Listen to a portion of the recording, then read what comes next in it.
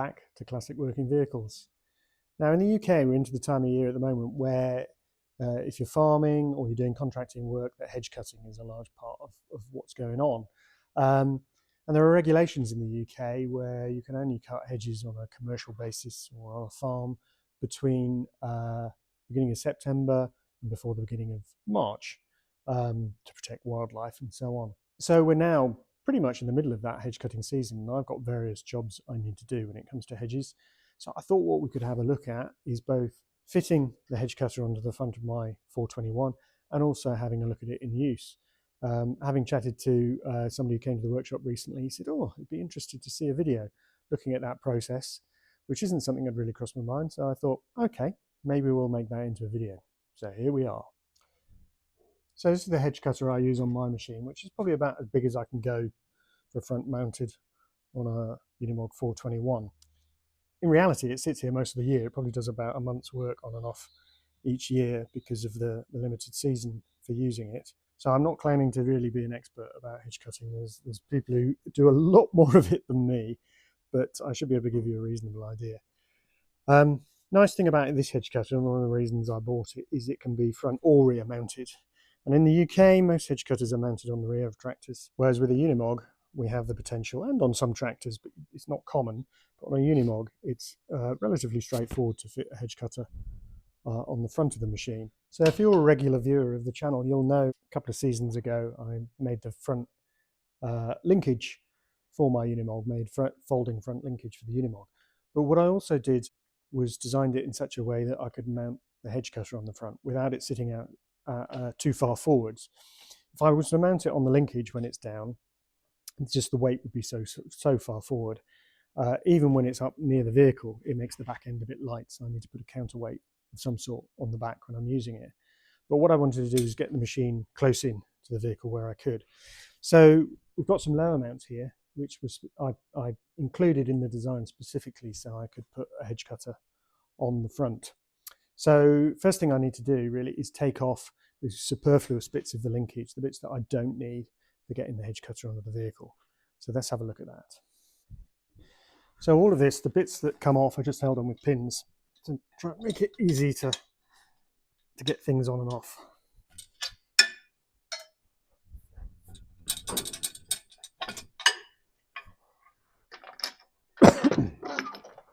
So when I'm using the linkage on the front, that's where the ram would attach to, but I'm going to be taking it off entirely.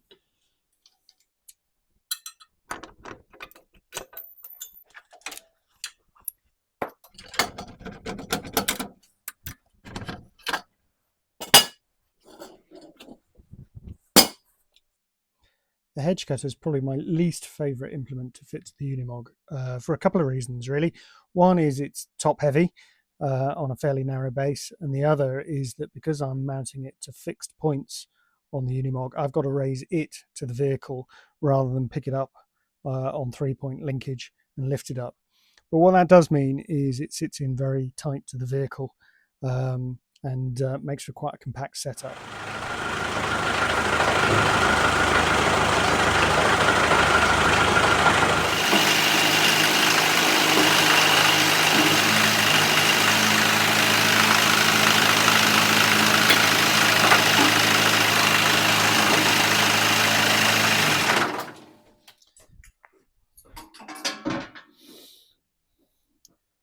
So even though the Unimog's got its own hydraulic system, the flow rate isn't high enough for running the hedge cutter, well, not all the functions of the hedge cutter anyway. So I need to fit a different hydraulic pump that runs off the power takeoff, runs off the PTO, off the back of the vehicle. It would be nice to be able to fit this to the front PTO, but it rotates in the wrong direction. I'd either have to have a reverser gearbox or a different hydraulic pump. Both are quite expensive. So what I've elected to do, I fit this to the back of the vehicle and just run some hydraulic hoses to the front. So there's 3 hydraulic hoses I need to feed through. There's a fairly large bore pickup hose, which takes the oil from the hedge cutter at the front. I'll show you that in a bit. And then there's a high pressure return hose, but there's also a bleed that comes off the hydraulic motor on the cutter head.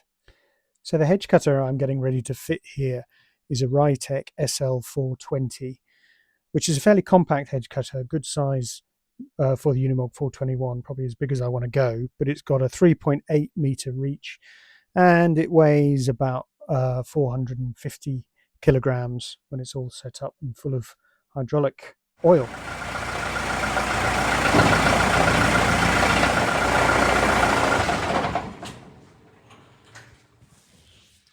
So I've removed the centralizer gearbox, what's sometimes called the banana box, which drops the PTO output further down and into the centre, which is useful for some implements. I've taken that off and just putting the pump directly onto the PTO as it comes out the back of the chassis, just because I'm not very happy having this pump hanging off the bottom of an aluminium box, vibrating and moving around. It just makes sense to have a more direct drive with it fitted here. So we've got 3 hoses.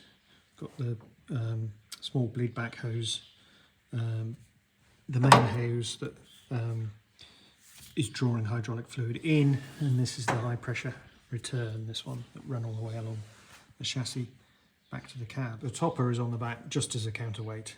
The counterweight I normally use is buried behind lots of other implements in the yard, and I can't be bothered to dragging them all out, so I'm just using the topper to put a bit of weight on the back of the machine.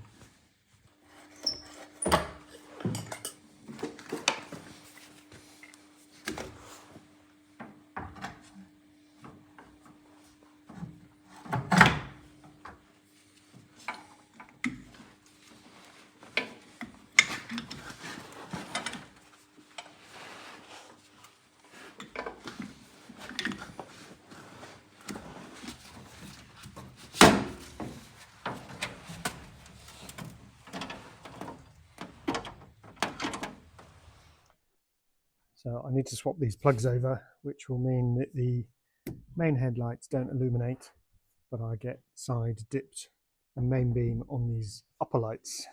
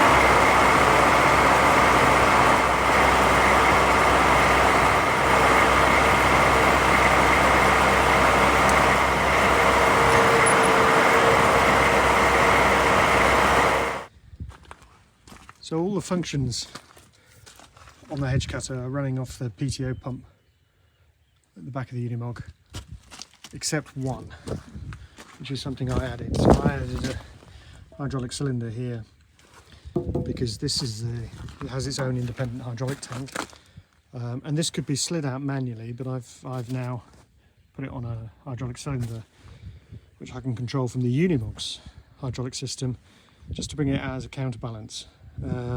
Having an adjustable counterbalance on the Unimog is well worth having because the vehicle is fully suspended. It's on coil springs, so it tends to move around on those springs, and obviously as the hedge cutter leans out to one side, you need to counteract that with a weight.